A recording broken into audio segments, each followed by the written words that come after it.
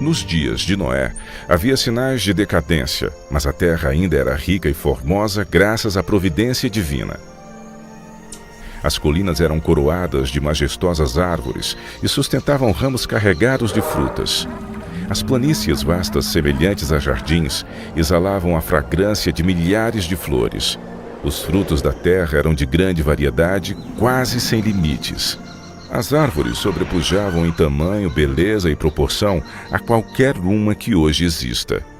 Sua madeira era fina e nobre, muito parecida com a pedra e quase tão durável como esta. O ouro, a prata e pedras preciosas existiam em abundância. A raça humana ainda conservava muito de seu vigor inicial. Apenas poucas gerações se passaram desde que Adão tivera acesso à árvore da vida. A existência do homem ainda se media por séculos.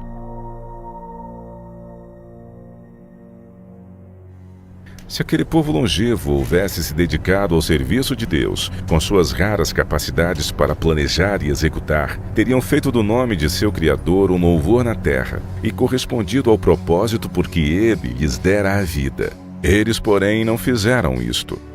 Havia homens de grande estatura e famosos por sua sabedoria, habilidosos para imaginar as mais maravilhosas obras.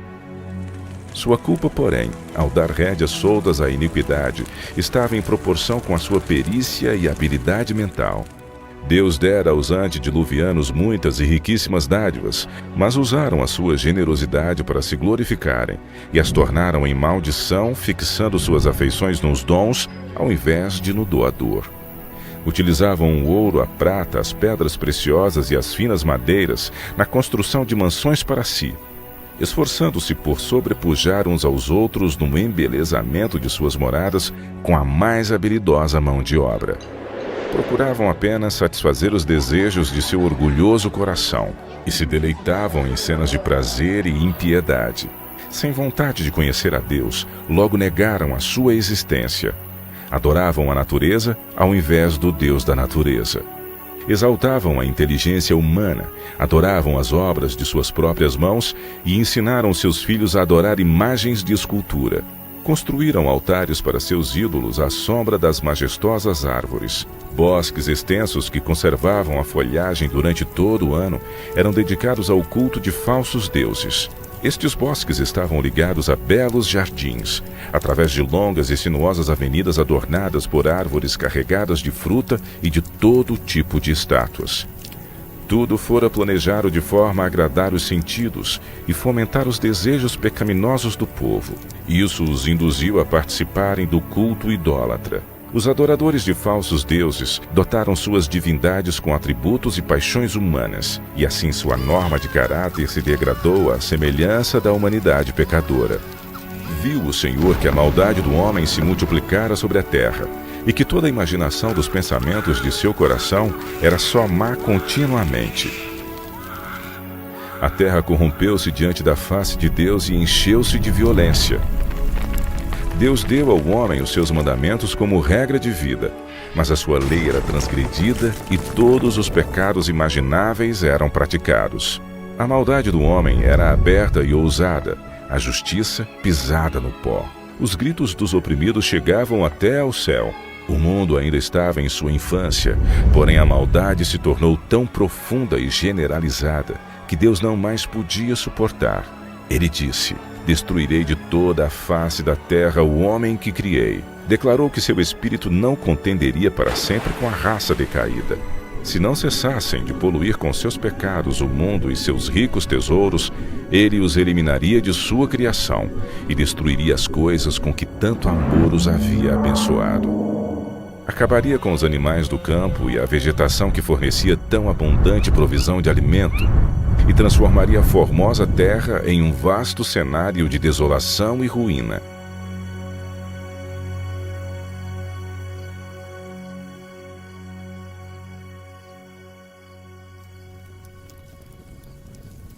"120 anos antes do dilúvio, o Senhor declarou seu propósito a Noé por meio de um santo anjo e ordenou-lhe construir uma arca. Enquanto construía a arca, ele deveria pregar que Deus traria um dilúvio de água sobre a terra para destruir os ímpios. Os que crescem na mensagem e se preparassem para aquele acontecimento pelo arrependimento e reforma de vida, encontrariam perdão e seriam salvos.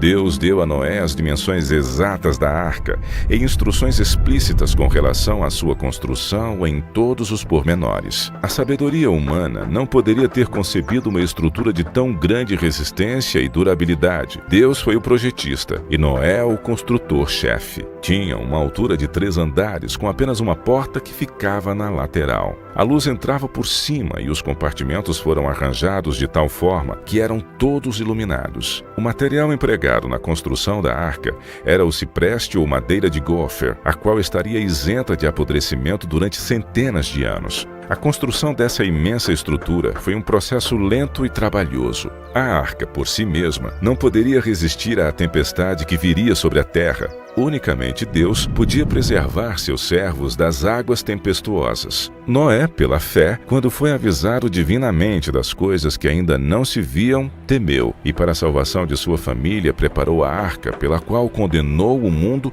e foi herdeiro da justiça que é segundo a fé. Enquanto Noé pregava sua mensagem de advertência ao mundo, seu trabalho testemunhava de sua sinceridade. Assim, a sua fé foi aperfeiçoada e manifestada. Deu exemplo ao mundo ao acreditar naquilo que Deus havia dito. Tudo o que possuía, ele empregou na arca. Enquanto construía aquele imenso barco em terra seca, multidões de todos os lados vinham para assistirem à estranha cena e ouvirem as palavras fervorosas daquele pregador tão especial. Cada martelada desferida naquela arca era um testemunho para o povo. Ainda assim, não se arrependeram diante de Deus, não quiseram renunciar a seus pecados. Durante o tempo que se passou antes da chegada do dilúvio, a fé deles foi provada e não suportaram a prova.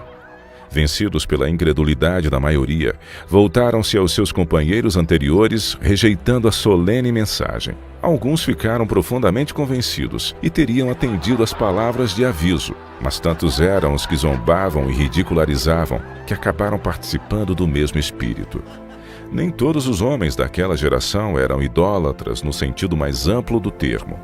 Muitos professavam adorar a Deus. Diziam que seus ídolos eram representações da divindade e que por meio deles o povo poderia obter uma concepção mais clara do ser divino. Esforçando-se para representarem a Deus por meio de objetos materiais, cegaram a mente ao poder e majestade do Criador. Deixaram de ver a santidade de seu caráter ou da natureza sagrada e imutável dos seus mandamentos. À medida que o pecado se generalizava, este parecia cada vez menos grave. E finalmente declararam que a lei divina não estava mais em vigor, que era contrário ao caráter de Deus castigar a transgressão, e acabaram negando que os seus juízos cairiam sobre a terra.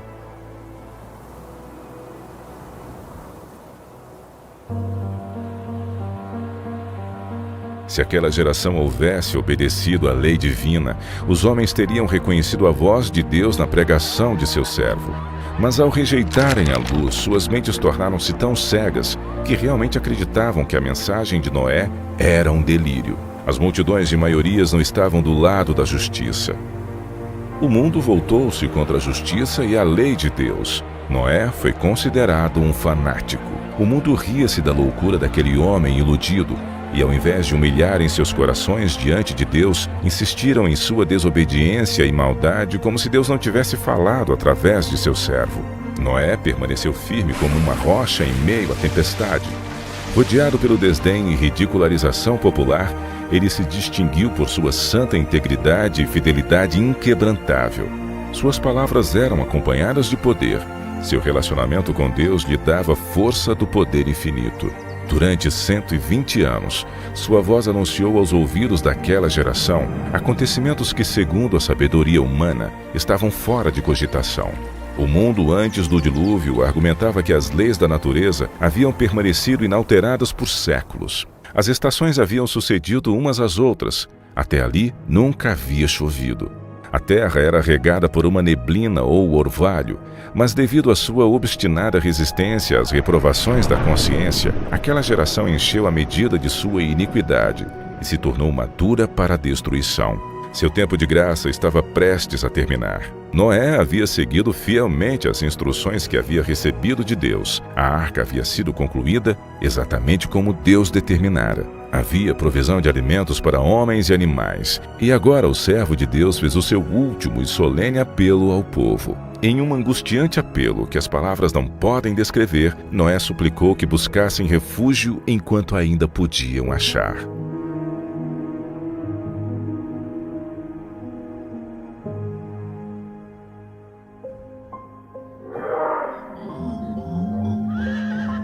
Animais de todos os tipos, desde os mais ferozes até os mais mansos, foram vistos vindo das montanhas e florestas, encaminhando-se silenciosamente para a arca. Ouviu-se então um ruído como um forte vento, e eis que surgiram aves de todos os lados e em tal quantidade, que chegaram a escurecer os céus e em perfeita ordem entraram na arca. Ao contrário daqueles animais, os homens não obedeceram a Deus. Guiados por anjos de 2 em 2, entraram na arca macho e fêmea, assim como Deus ordenara. Os animais limpos de 7 em 7, o mundo contemplava maravilhado. Alguns tiveram medo e chamaram seus filósofos para explicarem aquele estranho fenômeno. Ainda assim foi em vão, pois era um fenômeno que não podiam compreender. Deus ordenou a Noé: entra tu e toda a tua casa na arca, porque te achei justo diante de mim e desta geração. O mundo havia rechaçado as advertências de Noé, mas a sua influência e exemplo foi uma bênção para sua família. Como recompensa de sua fidelidade e integridade, Deus salvou com Noé todos os membros de sua família.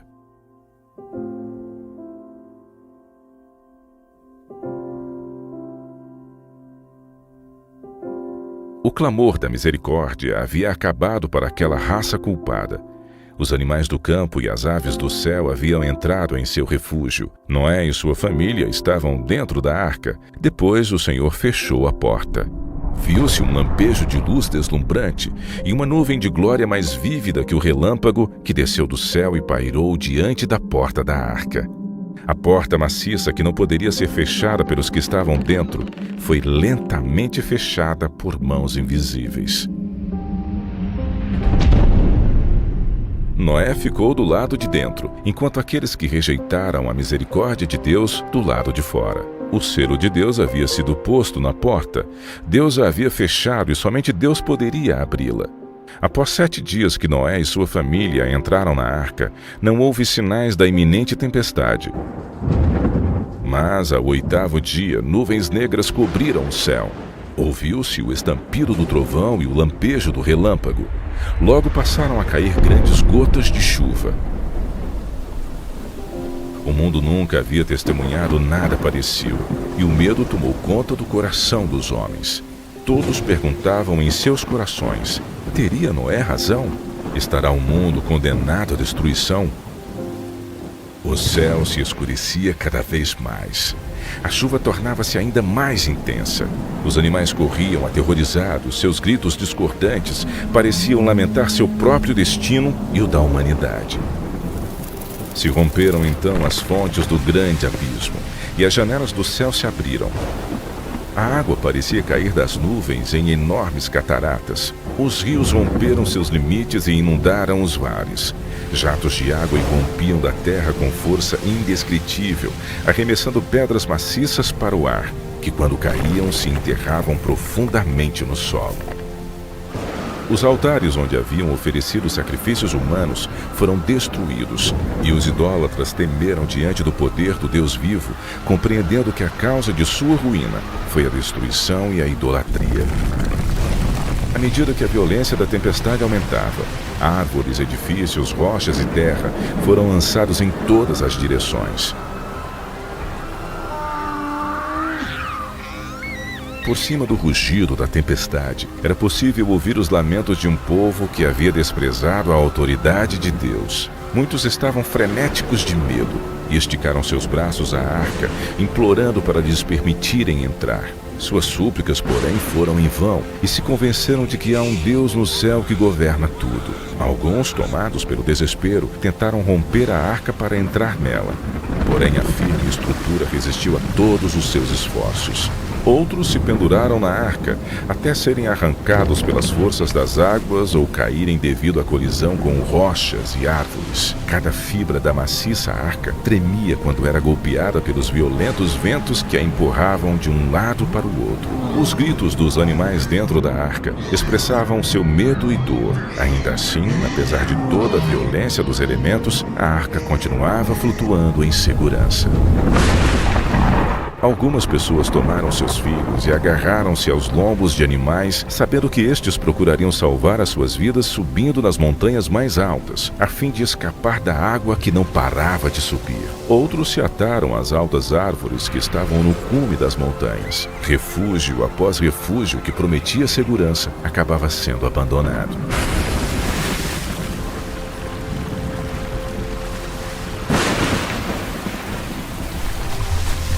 À medida que as águas subiam mais e mais, as pessoas fugiam para as elevadas montanhas em busca de refúgio.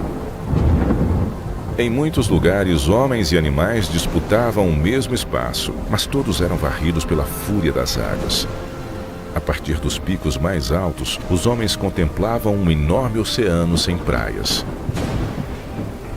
As solenes advertências do servo de Deus já não eram mais motivo de zombaria e chacota. Como desejavam aqueles pecadores condenados recuperarem a oportunidade que deixaram passar. Mas a doce voz de misericórdia não seria mais ouvida. O amor, não menos que a justiça, exigia que os juízos de Deus pusessem um fim ao pecado.